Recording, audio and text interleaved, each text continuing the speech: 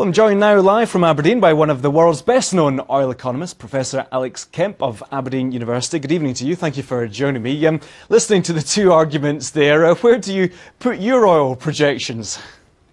Well, oil price projections have been generally wrong by whoever's making them, and I can understand why, if we go ahead to the period till 2018, there's a wide divergence of views.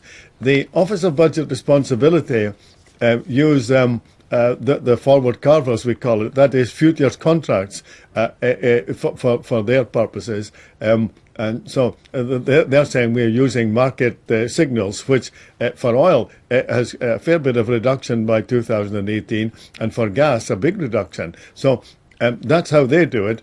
But of course, the futures contracts don't necessarily end up to be accurate. They're quite often wrong. The reason why there are low prices in the OBR is that the market thinks, well, economic growth is going to be very slow, and so therefore demand for oil won't increase very much, and so prices will be low. But others take a contrary view, namely that there will be supply constraints, supply disruptions, wars in the Middle East, and all that kind of thing, which have bedeviled the industry for a long time. So, essentially, you choose a number and you spin the wheel, you place your bet in which number you want. Well, you build scenarios under certain specified assumptions. The price can go up quite a lot, or in other assumptions it may not. In the debate on tax revenues, then you can get very different answers if you have very different oil prices.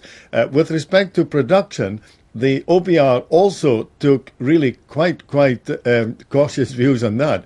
They said oil production is going to continue to fall, which is contrary to the evidence of the huge investments that the industry is making now. There's spectacular increases in investments in very expensive fields.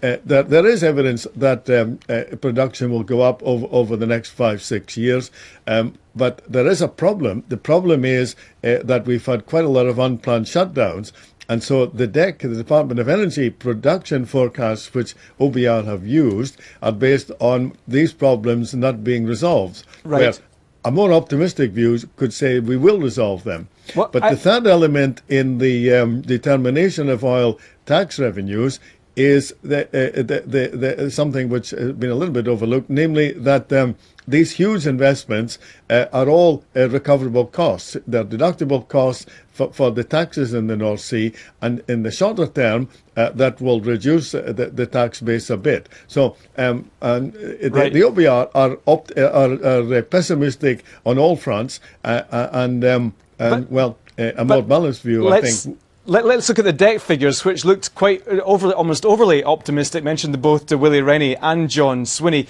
John Swinney said he was taking the $132 a barrel estimate from the debt price projections, and that probably gave quite a high median figure for what the Scottish Government were taking out. Yes. Do you think they were taking quite a high figure from DEC? That figure is about 7-8 years ahead. That's certainly in line with what, say, the International Energy Agency are predicting, what the American Department of Energy are predicting, and a recent newly published paper, in fact, by the OECD, a rather higher one still. Now, what they seem to be saying is that demand will pick up, that the supply constraint will still be there, and so the price in the medium term will be a good bit higher. That's the kind of argument that would support relatively high figures. OK, Professor Alex Kemp at Aberdeen University, thank you very much for joining us. Thank you.